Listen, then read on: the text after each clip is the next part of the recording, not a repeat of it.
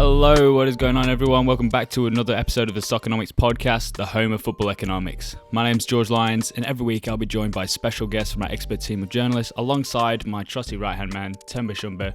We'll be delving into the economical, financial, business and legal matters behind the beautiful game that we all love. If you're a fan of football and the effects that football has on the economy and vice versa, continue watching and be sure to subscribe to our YouTube channel or follow us if you prefer listening on Spotify and other streaming services. On today's episode, Temba and I were joined by Cameron Basnec as we discussed his latest article, We Can't Outspend Them So We Have to Outsmart Them, how Brentford scrapped their academy to create a B team renowned throughout Europe. Now, if you're a listener of Soccernomics or you're into your business side of football, you would know about Brentford Football Club. We're a big fan of them. They ran incredibly well. They're obviously pushing for promotion at the moment to Premier League and they were lucky to miss out last season. They're brilliant at being such a self-sustainable club when it comes to transfers and all that sort of stuff, and they also are very unique in the way that they run their club. Matthew Benham and everyone who runs the club are very much into their statistics, and they feel like that they could do better than their academy.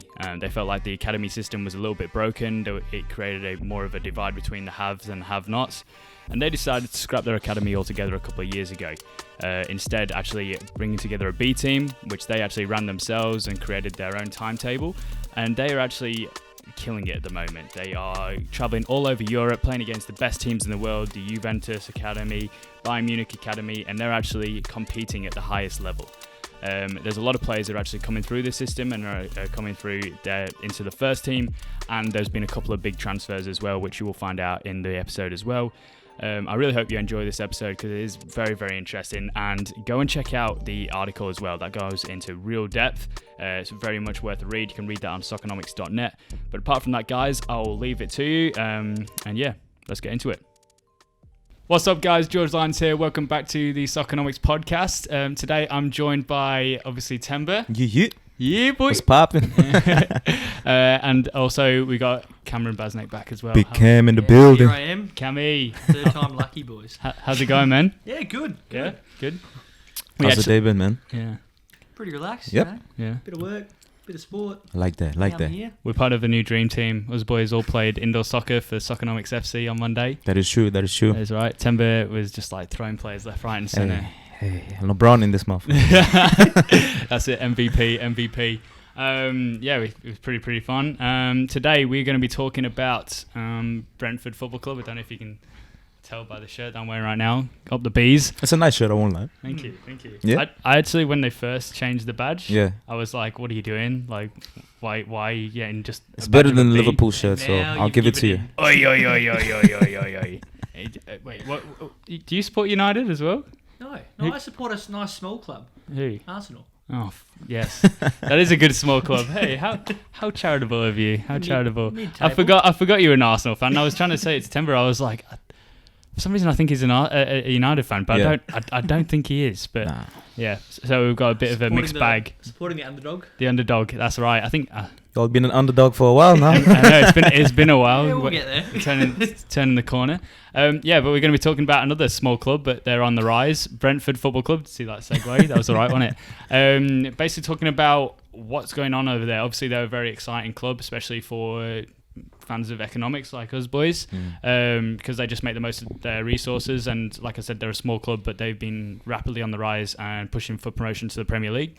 One of the things that we're talking about today is their B side. So I noticed I didn't say academy. It's because they actually scrapped their academy and replaced it with a B team. And this B team is reaping rewards left, right and centre. Yeah. One of the best B teams in the world, playing against the best academies there are around, aren't they? This was actually written by Cameron. This article is an amazing article, so please go check that out on Soccernomics.net. I'll have the link in the description below. Tempo, how good was it? I love this article, man. I feel like there's so many layers that you can unpack, and I feel like just Cam did a great job in just like identifying the strengths and weaknesses of what Brentford did, and going forward, man, it looks like they have a bright future. Thanks, guys. No worries, man. Trying to gas you up right there. Yeah, that's it. Follow him on the Insta. And the Insta. We'll put that in the link in the description too. Get around it. But yeah, boys, how about we get Cameron to kick us off and give us a bit of a background on Brentford and how they got to this position. Yeah, sure. So Brentford FC, some would probably be aware, Very nice badge, very nice kits. Mm-hmm. So obviously English club, they play in the Championship, which is the second tier, so just below the Premier League. And so, as most clubs, you expect to have academy, they have a full youth setup all the way down to young kids, and that was the case with Brentford. So they were founded originally in 1889, and sort of from various times from the 1900s to all the way to 2011, they had a formal reserve side playing. So it's pretty standard, stock standard stuff as you would with most clubs you'd expect. Yeah. Yep. So they competed in what was called the English Reserve Football Pyramid and the youth systems. So that's been rebranded a few times. Okay. But it's the same thing, pretty much. Yeah. Just like a Premier League 2 and like a Championship 2, so to speak. Mm-hmm. And in 2011, the club rebooted its reserves teams under what was known as the Elite Player Performance Plan, or the EPPP. Mm-hmm. So that's a new initiative by the FA. Yep. And it's designed to improve the quality and also the quantity of sort of top English prospects to try and improve the national team. Okay. Unfortunately, some of the sort of policies and procedures that's involved in that does sort of nudge the lower tier clubs away from an academy setup. It doesn't make it as profitable, doesn't make it as enticing and just financially viable to run an academy. We'll get onto that in a sec. But so basically they decided not too long ago that they would just get rid of their whole academy. So they scrapped the entire thing, which was a pretty big deal. I believe it was the first club of their size to do it in England. Wow.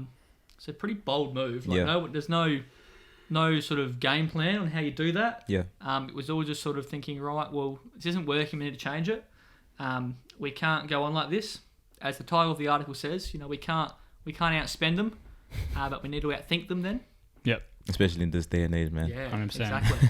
The gap between the haves and the have-not just keeps getting bigger and crazy. bigger, It's doesn't It's ridiculous, man. So you got to think of other ways to do it. You got to moneyball that, or in this case, just come up with a completely new system. It's like a loophole. Yeah. They really did, because it's just they've scrapped the multiple teams they had as an academy, and they funneled all those resources into just one team. They call it the B team. Funnily enough. Yeah, the B team. It's the A team, but just not quite as good. Funny you say that. It's very good, their B team. Yeah. Oh, yeah. Better than the A team, way better. Yeah, no, it's crazy. So they've withdrawn from the EPPP, which means that they're not beholden to the rules and regulations of that. Okay. So we'll get into that in a second, what those rules and regulations are. But that's been a massive draw for players. So they don't actually have a formal season. They're not a part of a league. They just make their own. It's like a year-long friendly schedule. So they organise friendlies against like national teams, Bayern Munich, we'll get into in a sec, tons of top-level clubs that they just play against, which for most young players you just don't get the experience of. Yeah. It's incredible, isn't it? Yeah.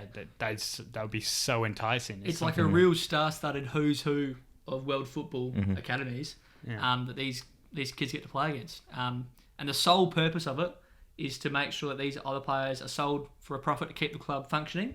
That's sort of secondary, obviously, but ideally it's to get players to play the first team football for them. Okay. To improve the first team, and on the pitch it's really shown, as we'll get into in a sec. But yeah. Definitely. So why exactly did they make this decision? Obviously this didn't just come out of the blue. They didn't just say, hey, how about we just get rid of the academy, this entire system we've had for over 100 years, let's just replace it with just a B team, and we'll just go and make games and set it all up ourselves. Surely there was something that led them over a long period of time to say, hey, this is worth it for us as a club. Yeah, exactly. So once again, it's this EPPP thing. So the EPPP is a youth development initiative from the English Premier League. So they wanted the aim of, as I said before, improving the quality and quantity of young prospects coming out of these English clubs' academies to improve the national team, and also obviously improve their clubs. They want better young players with the homegrown rule. If you need a certain amount of English players in your team on your squad, the more you can get, the better you can get. Obviously, the better off you are. Yeah. You mentioned earlier like the economic and profitable aspects that the bigger teams have been able to capitalize off. What's if you could just explain to the audience, what do you believe those certain things are that Brentford haven't been able to expose and capitalize on? So the way the EPPP is set up is a tier system. So you have your tier 1 academies, which are like your top of the Premier League, Liverpool's, your hopefully Arsenal. Not Liverpool, but come on, man. Better examples than that, man. We just got a new training ground. We have probably the best. Nah, probably Man City have the best. Probably. Arsenal's are still they're quite new. Actually, it's getting on a bit now. It's been like 15 years since you got a new ground. I don't know. Never mind training system. But yes, your top Premier League clubs, your who's who, your Chelsea's, your Man Uniteds, all the clubs you'd expect to be a tier one are your tier ones pretty much. So they have first pick pretty much.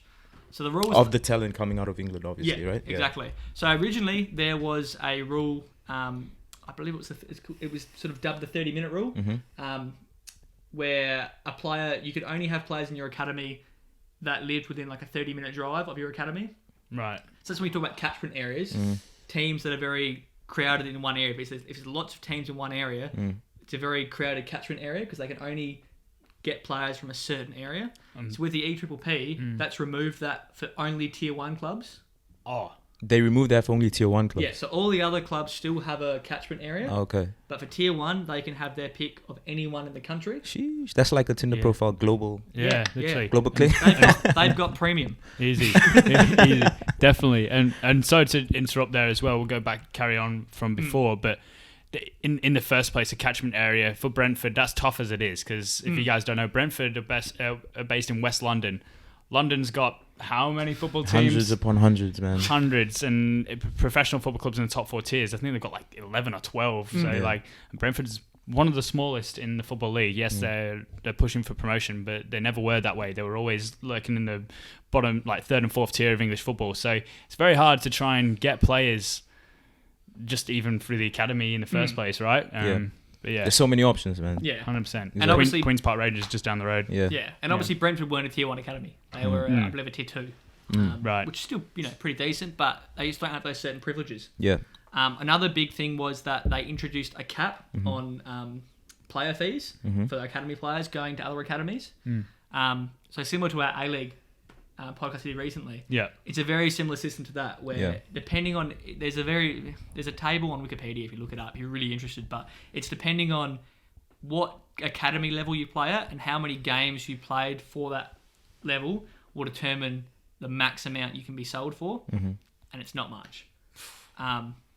With Brentford, with their case, if a player's made under 50 appearances for them, they can go for 30 grand. That's the maximum they can be sold for. That's 200 appearances. I think it's 50 would be that. Oh, did you say 50? But I was going to say 200. It doesn't go up to much. Yeah.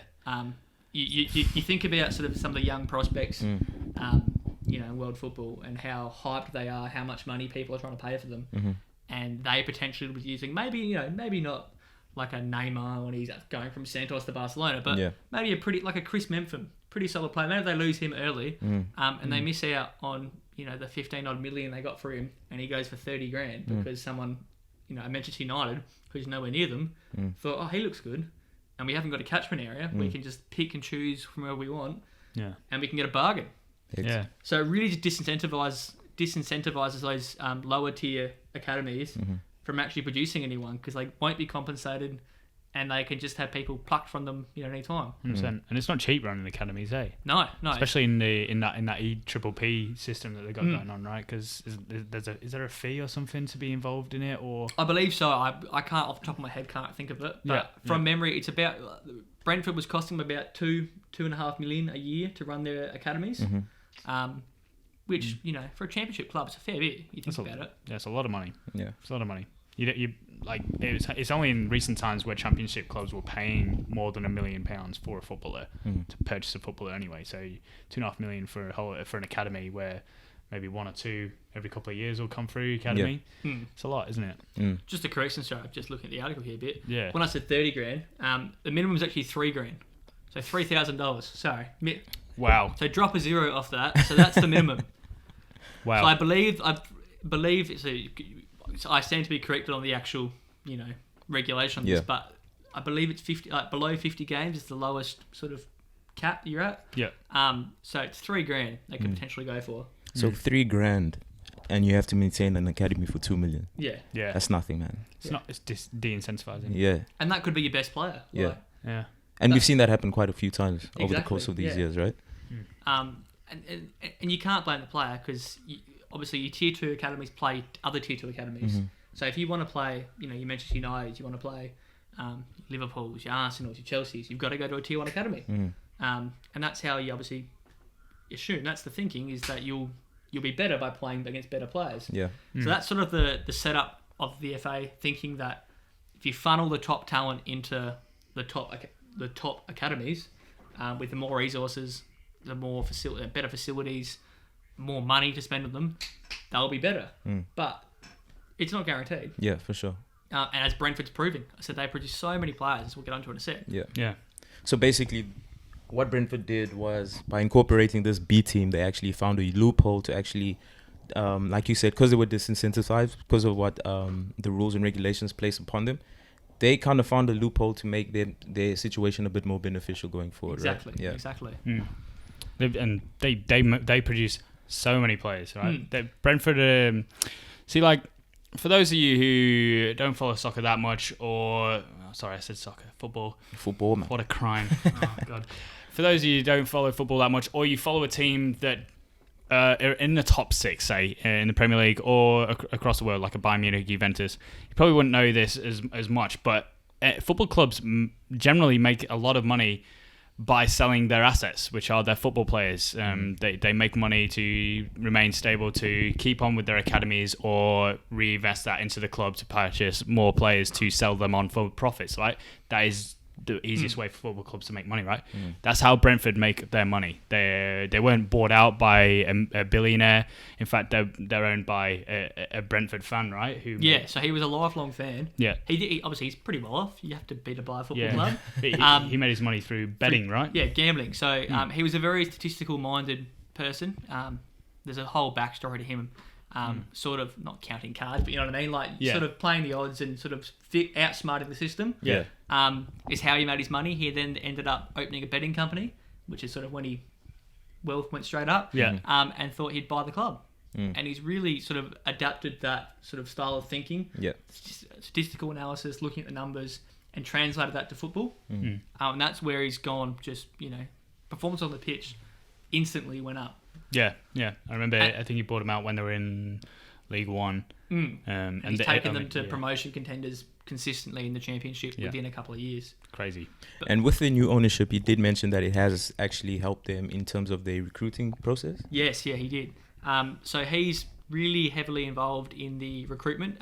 Obviously, being someone who is very big into statistical analysis.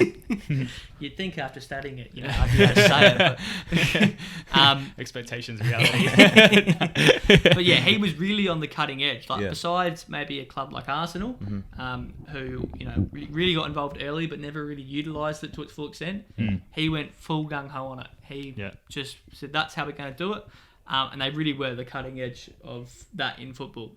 When he first took over the club, they were 9th in League One for the season before he took over. And then straight away that season, they were promotion. Really? And then the next year, promotion and the Championship in his first season as owner, which was 2013-14 that season. Very cool. And the following year, they were 5th. So that's in the playoffs again. Yeah. And they've been in the playoffs ever since, pretty much. They've been on the cusp of breaking into that Premier League. Very solid progress, man. Very, very consistent. And if you guys, again, the Championship is so volatile. So volatile. You can have a great season, almost get promoted, get to a playoff final, and you could be relegation contenders the next. And that's because players in the Championship, obviously, they are sellable assets for these football clubs. And if that player has like a 20-goal season, they're probably going to get sold if they don't make promotion. Like an Ollie Watkins to Aston Villa. 100%. For Brentford. Ollie Watkins last season for Brentford. Side Ben Rama for Brentford last season. Ollie Watkins scored how many goals? It was 20, 25, 30 maybe? I'm not too sure, bro. Yeah, it was a lot. Yeah. It was a lot. And Side Ben Rama, again, was just too good for the league. These two players, consistently every single season, Brentford have had their best players sold. Yeah. And they really have a history of that. Yeah. As you were saying before, they really rely on transfer fees to run, and that's especially true with Brentford. So they really lack the hospitality set up at their stadiums. Yeah. So most stadiums they have a little merch store, they have food and stuff. That's a fair bit of revenue for a lot of clubs. Brentford don't have that. They've got ticket sales and they've got player transfers. Yeah. So roughly, it's reported that they need about $15 million pounds. Sorry. Yep, pounds. £15 million in profit each year just to be financial. Wow. Every year. Wow. And that has to normally come from Player sales, eh? Player sales. And that's just because of obviously your operating costs. You have your stadiums and all that 100%. staff. Yeah.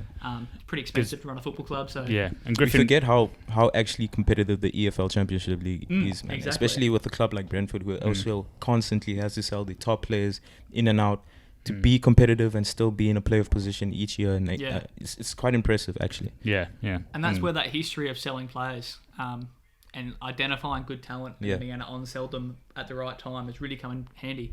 I've got in the article here, so some of the highlights over their last sort of transfer dealings. It's an £18.2 million profit on Neil Mopay. Mopeg. His friend, yes. So they sold him to Brighton for an $18.2 million pound profit. Wow. Obviously, he's doing pretty good now. But Very good in my fantasy team. £18.2 million, like that's a year's like makeup done. Yeah. Done. Just off one player. Yeah. They've also had a £10.65 million pound profit from selling Andre Gray to Burnley. Remember that? $9.5 million profit from Ezri Konza to Aston Villa. And despite having to sell some of their most valuable players every year, they've still been very competitive in the Championship. Yeah. They've still been sort of towards the top, even though they've got all these financial restrictions of having to make $15 million a year just to stay afloat. Yeah. It's really incredible that they've been able to do this for such a long time. Normally you might, like with Chelsea, you sell a player like Hazard for 100 mil. That's a one-off. You don't sell 100 mil players every year. But for them, they've been able to do it. Yeah. Not 100 mil, but It's almost the equivalent if you think about it, but not so much. But yeah. just besides that, like the fact that Brentford actually opened up this B team, are they an anomaly, or have you also noticed that other teams have also incorporated that same ethos? So there have been a few other teams that have tried it, but they're a lot newer. Yeah. They were more sort of following after Brentford's sort of blueprint Model, of it. But they weren't the first team to just close their academy, citing the EPPP as the main reason for it. So smaller clubs such as Hereford United, you're going to just correct me on my pronunciation here. Hereford. Wycombe Wanderers. Wickham. It's not how it's spelled. Birmingham. I got that right. Almost. Birmingham. Birmingham. I can't wait to hear this one. Yeovil. Hey, that's not too bad. Yeah, Yeovil Town. These are all clubs that have had to close their academies due to not being financially viable. But these clubs haven't actually opened what Brentford have called a B team. Now there is a technical term they use. They don't just call it the B team. They do, but it's not the technical term. They call it the Elite Development Educational Football Program. Oh, that's like when you apply. Got that from Ronaldo. It's almost as if like when you're writing your resume. You just got to extend it, make it sound good. Play for the B team. No, that sounds shit. Elite Development Education Football Program. That's like those job titles that this is like janitor, but like elite. What is it? Elite Cleansing Manager or something like that. That way. and it's really interesting the approach they've taken with it though, because it's not just English talent. It's not just like they haven't just been able to poach players from top level academies. They really target international players from what they consider as undervalued nations. So Denmark is one of them. If you have a look at their squad, they have a lot of players from Denmark. Yeah. That is because they see that as a very undervalued league. Has been for a few years now. Yeah, no, exactly. And so they really prioritise what teams they play against, because obviously they're not competing for a trophy. They're not competing for prize money. They just want these players to get the best exposure they can to the highest level they can. So they've played games against the top teams in Europe for their academy. So a very famous one was back in January 2019. They played Bayern Munich at Bayern Munich's Bavarians. academy. It's like a $64 million, pounds, euros, whatever it was. Academy campus, like it's massive. They beat them 5-2. Brentford won 5-2. Yeah.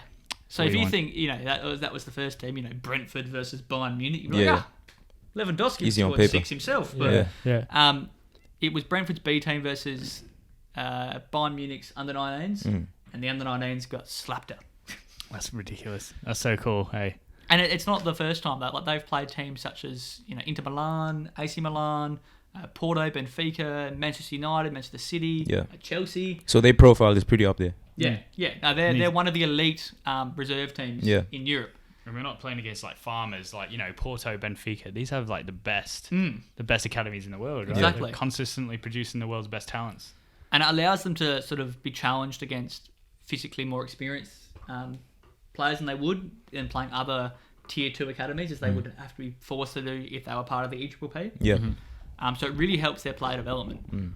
So interesting, because what is that saying? It's like you're only as good as those you. Is it you're only as good as those around you, or something like that, or you can only be as good? Like you can only be good at beat the next person. Bro, you thrashed that, bro. I've butchered that.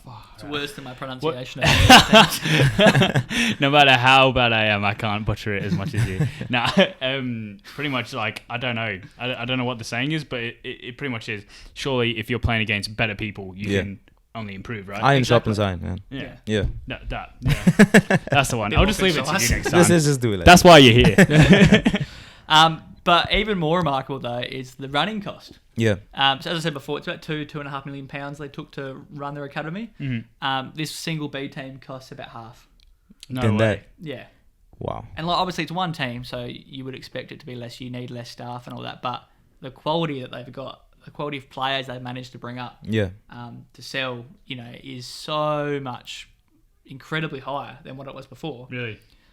Give us a few examples. Who's come through the system so far? Because it's not been going on for very long. Like No, it's only been going on for a couple of years. But so currently there are 7 players in the Brentford first team that have come up through the academy. B team?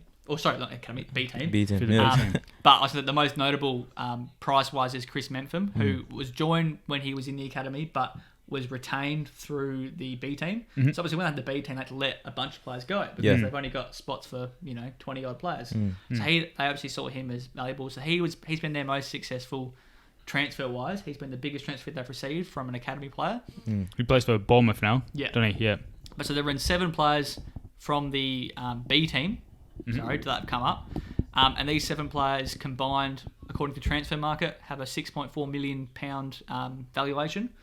Now, obviously, players will normally go, like they'll be sold for higher than what their transfer market is, but it's just a good approximation to see, compared to other players. But the 2 most standout players for that is they're not English, you can't correct me. Marcus Fors. Good job. Who's a young centre back. Yep. He's a young striker and a young centre back called Mads Beck, both from Denmark. Wow. No, Marcus Fors is Finnish. Is he? Yeah. Oh, well, there you go. Oh. Yeah. Same region. Same region. Not from England. But, same region. Scandinavia. But yeah, so Fors has scored 5 goals this current season, so the 2021 season. And combined, they have about 28 appearances. Hectic. So that's a pretty substantial, when I write this, the season isn't too far in. Yeah. No, not at all. Even when this podcast is recorded, it's still not too far in. Yeah, and this was, you wrote this, like... A couple of weeks ago, A couple of weeks ago. This is going to go up probably in like a week or 2. So they've made big contributions to the team, and that's people that they would have bought for quite a low fee, trained them up, and they've just come good. A lot of their players, I said 7 players have. It's just really remarkable. That's quite a large amount of a squad, because a squad's normally about 25 playing squad. Yeah, 7 have come from your academy. That's pretty incredible. Very cost effective. Especially if you can make them profitable, Well, so Chris Mentham, as you said, being profitable, Chris Mentham is quite the story. So he joined their academy, so the old academy setup, from Chelsea's youth setup for free transfer. He then got progressed through to the B team, played all these world-class opposition, and then was sold for €13.6 million. Wow. Almost, like you said, that pretty much covers the whole operating cost for the club. Yeah. That's crazy. So you've actually seen like literal proof that the success of Brentford's B team has actually attracted the most, like, how can I say, the most lucrative, not lucrative, but the more sought after players. Exactly, in England, So Chris is just one of the examples who's come from what is now a tier 1 academy in Chelsea, and a lot of the players that they get, they cite the reasons that they get to play in Europe. Yeah. That's not something that you can do as a 16-year-old normally. 100%. Unless you're like a top prospect. I was just about to say, like that is such a niche, a unique selling point. For Brentford, because they can't. Like, you can't really attract players and say, hey, come play for our academy. You'll play against other Yeovil. academies. You'll play against Yeovil Town. You'll play against, Yeovil and Brentford were in the same division not too long ago. And it's like, you can play against Yeovil Town. We'll try and make you better. It's like, look, you're only as good as those that you play against. Yeah. But now they can say, hey, join us our B team.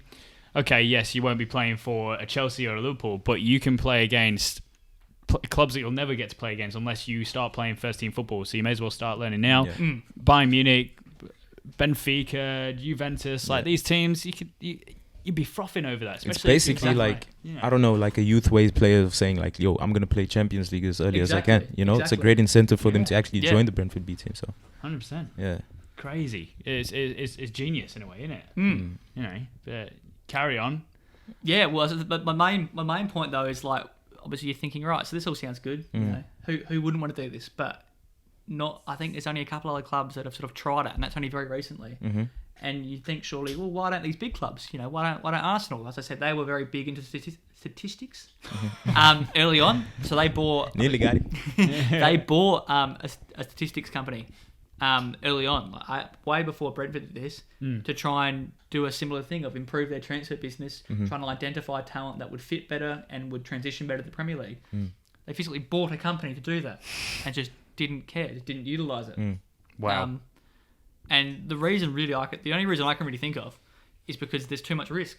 Yeah. To go, they have a proven model. Well, not at the moment, but a lot of these big clubs have a proven model of, you know, their scouting systems. They have physical scouts that go and look at people. Maybe there's a bit of data analysis on the side, but it's the eye test. You know, someone who is an experienced scout will go somewhere, look at you, scout you for a while, and say, right, I think you're good enough to play for us. We will sign you. And they're a big club. You know, over time, that's just they've done that. They've done well more than they've, you know, not done well in transfers. And they've played good football. They win trophies. They're a big club. Yeah. Not to mention they have investors. They have, you know, a board of directors. Yeah. To answer to. So if they were to dramatically change the way that they do things, that's quite a big risk. You know, if Arsenal were to scrap their academy. My lord. Yeah. There would be hell to pay from the owners and the, you know, the board of directors and people that run the club. It's not a small decision. Whereas Brentford, it was more of a survival, came man. out of, it was a need. Survival tactics. They couldn't keep going the way they could. Yeah. Literally. Yeah. They had to find, like you said, a way of a David versus Goliath. Like, they can't, if you play like, what is it, like off of Moneyball? You play like the Yankees in here, you lose to the Yankees out there. That sort of thing. You can't be exactly like them because you're obviously going to lose to them. You can't beat them at their own game. Yeah. So find a different way of doing it. Not to mention those big clubs have the advantage of being a Tier 1 academy. Yeah. So why would they leave the EPPP setup if they can just benefit from it? They can currently pick the best talent from anywhere in the country, pay pretty little for them. Yeah. You know, train them up in their world-class... Like, they've got hundreds of millions of dollars invested in their academies for the sole reason of doing that. So I think it's really something that you will see more often in the future, but it will be coming from sides like Brentford, like championship-level clubs. Maybe sort of like your West Broms, maybe even a West Ham, but they're still pretty big, I think. Yeah. But your lower league clubs that would start to do this because the benefits really outweigh the negatives, especially when a lot of clubs are having a hard time financing their academies just because of the cost, losing players, which is a pretty big a revenue stream for a lot of smaller clubs. They're losing that ability. So there's no real reason to keep in it. And these days as well, not that I agree with it, but there's a lot of demand for instant success and especially for the top teams these days. So taking a risk like that, they just don't do it. You've got the money, buy the players when they're proven, you know. So what you're saying is this sort of system, it actually like is sort of like a Robin Hood sort of system, really, because it's a way that smaller clubs can combat in a way that bigger clubs kind of can't. Exactly. Yeah. The incentives just aren't there for the bigger clubs because they're comfortable. They already have the name behind them. So yeah, exactly. You know, if someone was to come and play for, you know, a Tier 1 academy, they're going to play the Tier 1 academies. They're going to play good level opposition.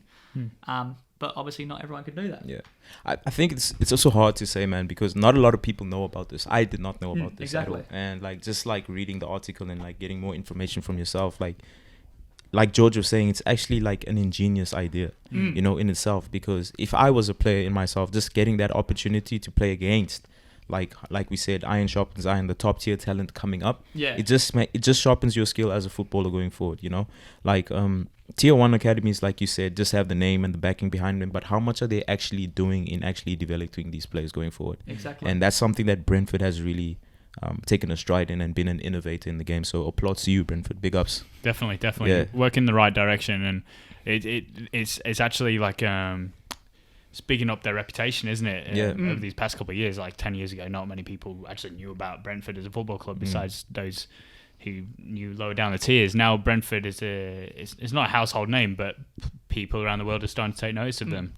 Worldwide, people like football clubs are saying lauding Brentford for the way that they run, and these days it's an attractive prospect for players to go to Brentford, because it's these days it's like you go to Brentford, they're going to make you a better player. Yeah. And it's a route to Premier League football. And funnily enough, their B team is like world renowned by other football academies. Yeah. Like, it's no longer them trying to get games for their B team. It's people approaching them. For the B team. Like, you know, Bayern Munich, you'd think, oh, Bayern Munich wouldn't play. Why would they play Brentford? That's just going to be like a bit of park football for them. Yeah. But no, like, you know, Bayern Munich's academy want to play them because they're like, wow, they're like one of the top teams in Europe for what they are.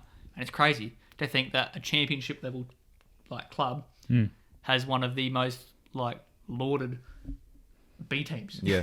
Crazy. Even like you could see, like you mentioned, the 7 players who have been able to integrate themselves into the first team. You don't hear a lot of that in like top tier football at all. No. Like the only club I can honestly say is like a Man United or an Arsenal. Yeah. Those are the only clubs that really develop their youth squads. Like I don't see that else going up in the top tier. So just the fact that Brentford have been able to utilize the younger talent and be profitable off the sales, it's a really inspiring. Not gonna lie. Very inspiring. Yeah. I'm very excited to see how it ends up going, especially because like it's only a matter of time before Brentford are in the Premier League. I think they'll be in the next few years, man. I hope so. Yeah. I really hope so. I really thought that they were going to struggle this season because they lost Ollie Watkins and Saeed Benrahma, but they made so much money. I think they made like close to £50 million off of the two of them, which for Championship, that's insane. That's a lot of money. They invested it very smartly again, which is something they're very good at, and they bought Ivan Toney from Peterborough for, I think it was an upfront cost of like £5 million. I think it rises to £10 million.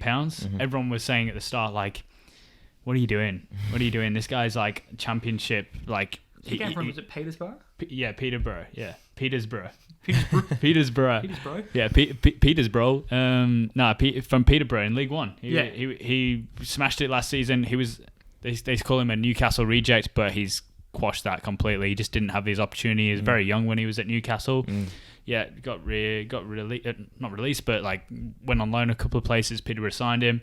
Then obviously had his amazing season because he had a bit of confidence in him. Yeah. And yeah, Brentford took a chance on him, and look at him. He's top scorer. I think he's top scorer or joint top scorer in the Championship at the moment with Adam Armstrong from Blackburn. But he killing it, and now he's worth like again £20 to £30 million. So. Yeah. It's crazy. It's crazy. I hope that they get promoted very soon because they've been knocking on the door. You love to see an underdog get their way, man. Come on. And they're just a very well-run club. Yeah. You just don't see that very often. No, not at all. Often it's clubs that go for promotion and they spend way above their needs. Yeah. And then they go straight back down because they it wasn't sustainable. But they've really shown that like what they're doing is sustainable. Yeah. So yeah, really hope they get up and just sort of shake things up. Yeah. Fingers crossed. A lot of other clubs, especially in the Championship, start taking a leaf out of the book because again, like you were saying, the past couple of years there's been a trend of Championship football clubs. They have to completely outspend, like to a point where they're actually in so much debt, and it's like a risk. It's like it's now or never. It's now or never. And if they don't go up, then it's game over. Game over, and like probably get relegated. Have to start all over again if they don't get liquidated. Things like that, and that's not how football should be. No way. Like, since when has a successful business said like you have to be at the brink of like collapse in order to make it big? It's like you don't actually have to do that. It should be you have a good system and the right people in the club and right recruitment, and then that will show. So this is an important lesson, and I can't stress enough like how much football needs this. Yeah, I definitely feel like in the championship, like you said, it's going to be a recurring theme with all the other clubs. And man, you love to see this. You love to see these stories. You love to see these situations come up front, and like hopefully they can challenge one day top tier teams. Like to recruit the best talent, which I really do feel Brentford is doing at the moment. Hopefully, easy. I think that's about it, really, isn't it? Can't really do much more. Thank you so much for coming on, Cameron. That was an awesome episode. Big Cam. My pleasure. A really great article. Like I've said it already, but please check it out. Yeah, very insightful. Very insightful. A lot of stuff that we haven't really mentioned. It's just better to have a look at it with a magnifying glass, So thank you so much for that, man. Temba, thanks so much again. It's my pleasure. Always doing it like we do. Always looking from a different angle. I love it. And yeah, guys, thank you so much for watching. I don't know who we're going to have on the next episode. It's probably going to be me. Hello, mate. The joys. With me, Temba, and we'll probably have Mark guest. on again. Mystery guest. Mystery guest. Yeah. Mystery the guest. Yeah. But yeah, we'll have something very exciting for you. I'm actually looking at something to do with Bitcoin. Hey. Ooh. I'm not going to give too much away because I'm still writing the article, but it's pretty interesting. And I actually saw there's no articles on it at all in the world. Yeah. So it'll be cool. Exclusive. Soccernomics exclusive. Get around it. If you haven't already, guys, do hit the like button if you did enjoy this episode. Most of our watchers and viewers aren't subscribed, so please support the channel. We're nearly at 200 subs. We're at like 195 now. Yeah. We're growing quite a lot. Like and subscribe, y'all. Like and subscribe. Yeah, hit the subscribe button, hit the bell button so you can stay notified. Also, we have a competition on our Instagram page, which is Soccernomics HQ. Hit that one. You can win yourself $100 or whatever the equivalent is in your country of your choice. All you have to do is just tag 3 friends in the post, share and follow and subscribe. That is it for $100. Like, it's a win-win situation. I know you need that gift card, man. You need that. Support small businesses. Support small businesses. Like, we're students. We can't afford to keep things like this going. I bought this myself, But yeah, thank you so much for watching, guys, and I'll see you next week. Yeah, salute. Peace out.